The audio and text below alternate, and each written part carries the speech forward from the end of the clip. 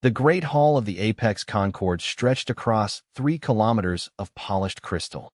Here, representatives from 237 species maintained a delicate peace. They spoke of a new species, a primitive race from the outer rim called humans. Their tactics were unusual. Their results, disturbing. A warning was issued, a mandate for the entire galaxy. But what happens when a dying empire is pushed to the edge of extinction? What if the primitives they hired don't fight by the rules, because they wrote their own? Galactic Council cautions, do not involve humans in your wars. Before the story begins, join our ranks by subscribing to the channel and strike the like button to support our campaign. Alright, let's begin the story. The Great Hall of the Apex Concord stretched across 3 kilometers of polished crystal floors. Representatives from 237 different species filled the vast space. Some floated in specialized atmosphere bubbles. Others required enhanced gravity fields to keep their massive forms from crushing the floor. High Counselor Valerius stood at the center podium. His blue skin shimmered under the hall's artificial suns. His 6 arms moved in practiced, elegant gestures. Fellow beings of the galaxy, Valerius began, his voice carried clearly through the translation devices. We face a situation that requires immediate action. Over the past year, we have received troubling reports concerning a species that joined our community only recently, the humans. A low murmur filled the hall. Valerius raised one of his hands for silence. 3 months ago, the mining colony on Carries 7 requested help with raiders. They hired 12 humans as security. A holographic display appeared above the podium, showing a desert planet. The raiders numbered over 200. They were equipped with advanced plasma weapons and shielded vehicles. The humans, they arrived with projectile weapons. Metal bullets, fired by chemical explosives. Technology our ancestors abandoned thousands of years ago. He paused, letting the words sink in. The human security team eliminated all 200 raiders in 6 hours. They used captured equipment, improvised traps, and tactics that violated every known principle of civilized warfare. The raiders surrendered after losing 3/4 of their force. Representative Thrum from the Heavy World Alliance rumbled. Perhaps the raiders were poorly trained. This proves nothing. There is more, Valerius continued. The hologram changed. 5 weeks ago, the Elegant Twilight Corporation faced bankruptcy. Pirates had destroyed 17 of their cargo ships using cloaked vessels and quantum torpedoes. The corporation hired 30 humans as convoy escorts. The new image showed sleek cargo ships moving between planets. The humans arrived in converted mining ships.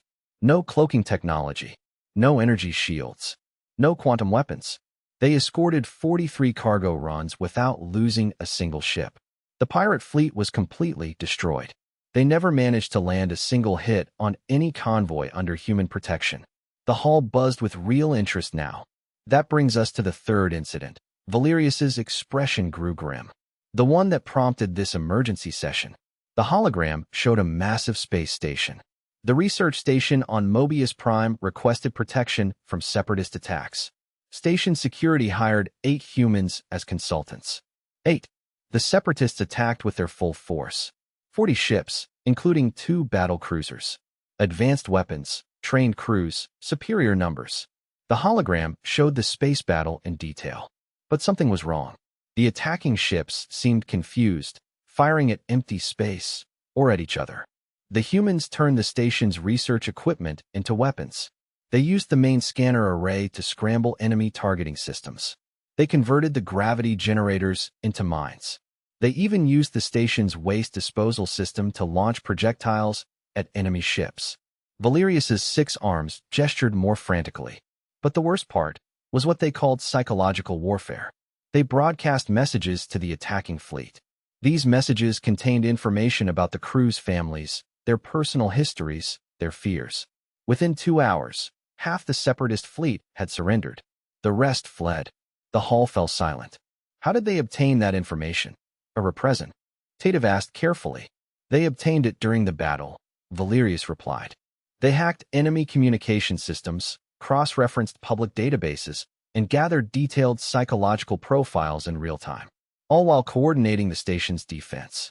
He let the horrifying reality settle. What concerns us most is not what these humans accomplished. It is how. They do not follow standard military doctrine. They do not respect established rules of engagement. They adapt and improvise faster than any species we have ever encountered. The High Counselor gestured, and the hologram disappeared. Therefore, I propose Mandate 812. Under no circumstances should any member species recruit, hire, or otherwise involve humans in military conflicts.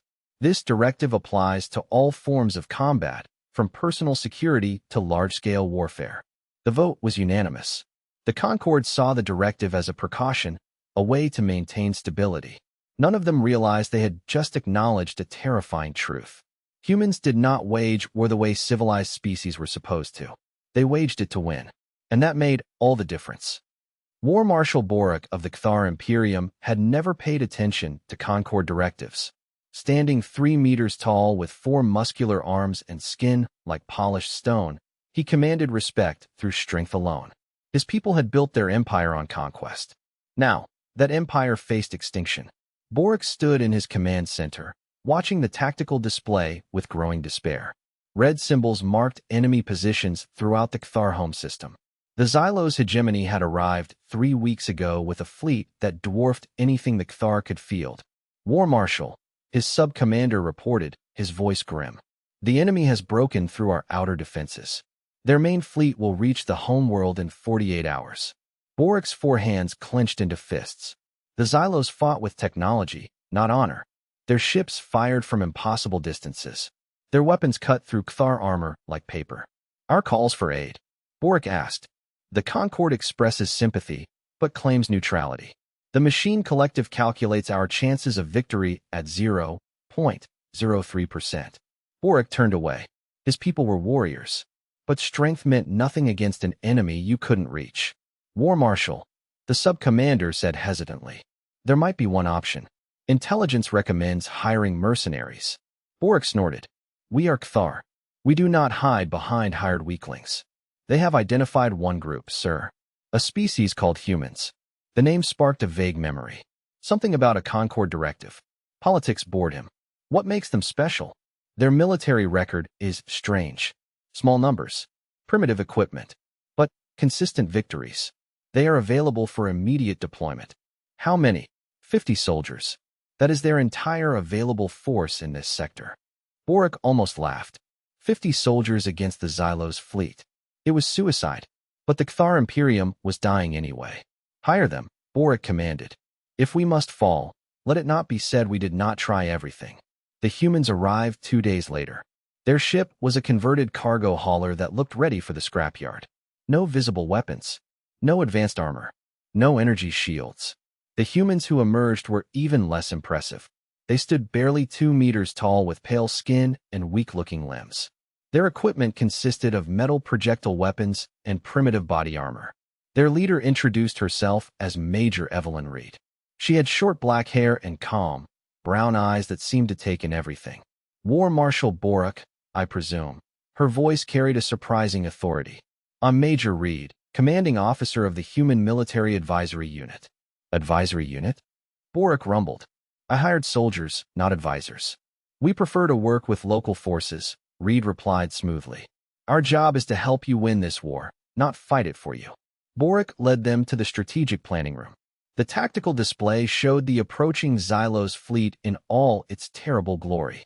Hundreds of ships in perfect formation. As you can see, Borak explained, we face superior numbers and technology.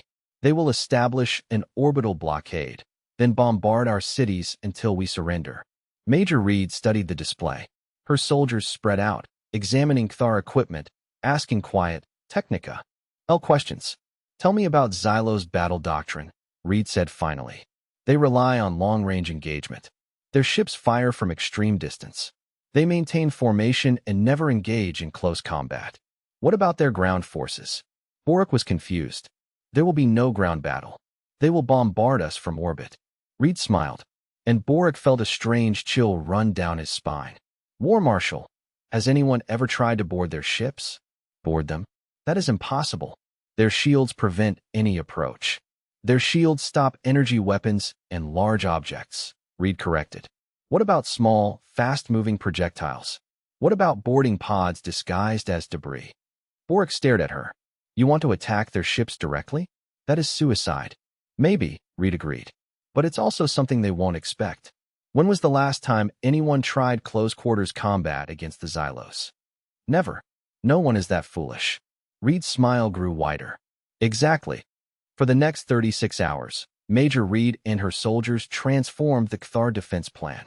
They studied Xylos' ship designs, analyzed communication patterns, and identified weaknesses Cthar military analysts had never considered. The Xylos coordinate everything through their command ship, Reed explained to Borak. Take out their communications, and the fleet becomes blind and deaf. Their command ship is the most heavily defended vessel in the fleet, which is why they won't expect a direct assault, Reed replied. She pointed to the tactical display. We'll use your mining ships as delivery vehicles. Strip out the equipment. Add life support and basic engines. The Xylos will see them as industrial debris until it's too late. Borak felt his warrior spirit stirring for the first time in weeks. This plan is insane. My people have a saying, Marshal, Reed said, her expression serious. If you find yourself in a fair fight, you didn't plan your mission properly. When the Xylos fleet, commanded by the legendary Admiral Zorgan, arrived at the Cthar homeworld, they found exactly what they expected. A defeated enemy hiding behind planetary shields. Zorgan ordered standard battle formation and began charging weapons for orbital strike. What they did not expect was a fleet of small, fast-moving objects launching from the planet's surface. They appeared to be mining debris. The Admiral ignored them. That was his first mistake. The mining ships carried 50 human soldiers and 200 Cthar volunteers. As they approached, Major Reed's voice crackled over the comms. Remember, we're not here to destroy their ships. We're here to capture them. Every Xylos vessel we take makes us stronger and them weaker. The modified ships scattered, moving too fast and too small for the Xylos weapons to target effectively. When they reached their targets, the real battle began. Human soldiers and Cthar warriors cut through ship hulls using plasma torches and explosive charges. They fought their way through corridors designed for a completely different species. They adapted Xylos' weapons in real time, turning captured equipment against its former owners. They did something the Xylos had never experienced before. They made the enemy afraid. Within 6 hours, the human-led boarding parties had captured 12 Xylos ships, including the command vessel. The rest of the fleet, cut off from central coordination, found themselves fighting an enemy that seemed to anticipate their every move. Borak watched from the planet's surface as the tide of battle turned. The mighty Xylos fleet, unstoppable just hours before, began to break. How? Borak whispered. How did 50 humans defeat an entire fleet? Admiral Zorgan stared at his command display in complete bewilderment. He had conquered 17 worlds without losing a single major engagement. Report, he commanded, his crystalline voice echoing through the bridge. Admiral, we have lost contact with 12 vessels, including the primary communication relay. The enemy appears to be using our own ships against us. Zorgan's 4 eyes focused on the display. Red symbols, marking his captured ships, moved through his formation like predators. How many enemy vessels are we facing? Unknown, Admiral. Our sensors detect approximately 50 small craft. No significant weapon signatures. We are receiving a transmission from the captured command ship, the communications officer.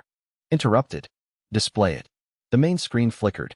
A small bipedal creature stood where Admiral Thran should have been. Her eyes held an intelligence that made Zorgan uncomfortable. Admiral Zorgan, the creature said. I am Major Evelyn Reed of the Human Military Advisory Unit. I believe we need to talk. You dare address me, primitive? Return my ships immediately or face total destruction. Reed tilted her head slightly. Admiral, I think there's been a misunderstanding. We're not trying to destroy your fleet. We're trying to capture it. The statement was so absurd that Zorgan almost laughed. You command 50 obsolete mining ships against the most advanced military force in this sector. Actually, Reed replied, we now command 50 mining ships plus 12 of your vessels. And that number is about to increase. As if on cue, alerts sounded across Zorgan's bridge. 3 more ships reported boarding actions. Enemy forces had appeared inside their hulls without warning. How? Zorgan demanded. Our shields prevent any unauthorized approach. Your shields stop energy weapons and large objects, Reed explained patiently. They don't stop small pieces of debris containing human soldiers in vacuum suits. We've been floating past your defenses for the last hour. Zorgan watched in horror as his perfectly coordinated fleet became a chaotic mess. This is not how civilized warfare is conducted. Zorgan protested. You violate every established protocol. Reed's expression grew serious. Admiral, there's something you need to understand about humans. We don't fight civilized wars. We fight wars to win. All species fight to win. No, Reed replied. Most species fight to prove superiority, to demonstrate technological advancement, to maintain honor according to established rules. Humans fight to survive. And when we fight to survive, we use every advantage available. Alerts flooded the bridge. The humans were turning captured Xylos technology against its creators. How are they learning our systems so quickly? Zorgan demanded. Admiral, human military doctrine includes something called adaptive warfare, Reed's voice answered through the comms. We study enemy equipment while we're fighting them. Every captured system teaches us something new. What do you want? Zorgan asked finally, his voice shaking. We want you to leave Cthar space and never return. In exchange, we'll return your ships and crews unharmed. And if I refuse? Reed's expression remained calm. Admiral, humans have another saying. When someone shows you who they are, believe them. We've shown you what we can do with 50 soldiers and some mining ships. Do you really want to see what we can do if we stop being polite? As if to emphasize her point, the captured ships began moving into attack formation. We will call for reinforcements. We will bombard the planet. Zorgan declared. No, you won't, Reed interrupted. Because we now control your orbital bombardment platforms. New alerts cascaded across the display. The human boarding parties had reached the fleet's heavy weapon ships. The massive platforms now aimed their weapons at Zorgan's remaining fleet. Your terms? He asked through gritted teeth. Immediate withdrawal. Full retreat. In exchange, we return your ships, your crews, and your dignity. Zorgan gave the order. As his ships prepared to retreat, he realized something that chilled him more than military defeat. The humans had not just beaten him. They had changed the fundamental nature of how warfare could be fought. And once that knowledge spread throughout the galaxy, nothing would ever be the same. The news should never have spread. But the Cthar victory was too remarkable to hide. Within 3 months, every intelligence agency in known space had the battle recordings. The first to act were the Ethereal Syndicate, energy beings fighting a 70-year war against the corporate federation. They hired a human advisory team led by Colonel James Morrison. The Federation controls everything through their trade stations, the ethereal leader explained. They are heavily defended. Morrison studied the tactical displays. Master economist, has anyone ever tried attacking their economic infrastructure instead of their military defenses? The plan was elegant. Instead of attacking fortified stations, the Ethereals targeted undefended supply convoys. They broadcast economic analyses proving Federation exploitation to corporate shareholders. Within 6 months, Federation trade revenues dropped by 30%. Military costs skyrocketed. The Federation withdrew from 3 systems, claiming they were no longer economically viable. The crystalline hegemony had fought the Silicon Empire for over a century in a brutal stalemate. Human advisors ignored the massive fortress worlds and targeted the supply lines that kept the armies fed. The war ended in months. The Machine Collective, a race of pure logic, had fought the Organic Alliance to a perfect stalemate for 200 years. Captain Elena Rodriguez arrived with a team of 15 soldiers. Primary Logic Corps, Rodriguez said after studying their flawless tactical plans. Has anyone ever told you that military textbooks are wrong?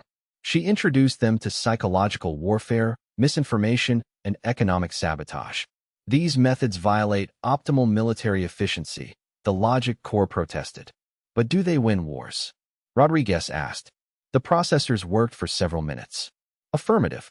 Then they're not inefficient, Rodriguez concluded. They're just different. 1 year after the Cthar incident, 7 major galactic conflicts had ended. The Apex Concord convened an emergency session for the second time in its 30,000-year history.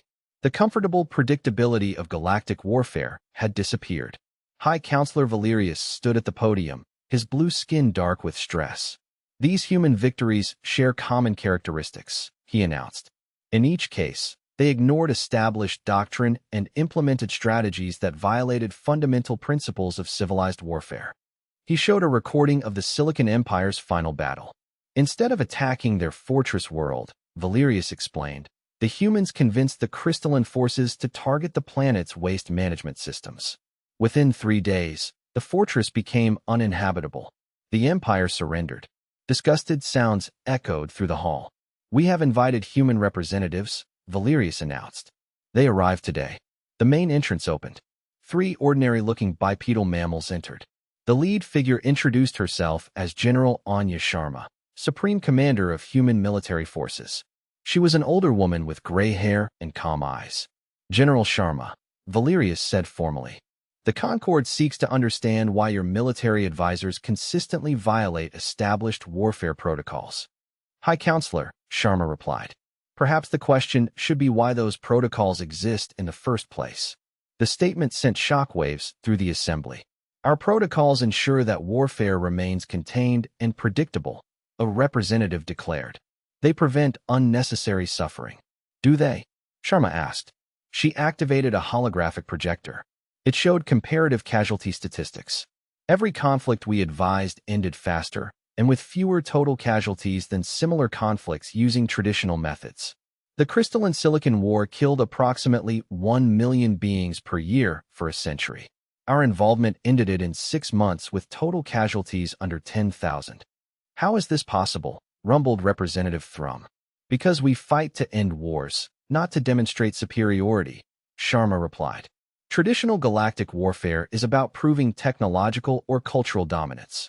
Human warfare is about achieving specific objectives as quickly and efficiently as possible. She paused, then looked around the chamber. I'm going to share something with you. This is Earth, our homeworld. The projector showed a blue-green world. In our recorded history, humans fought over 15,000 wars against each other. Gasps echoed through the hall. 15,000 wars, Sharma repeated.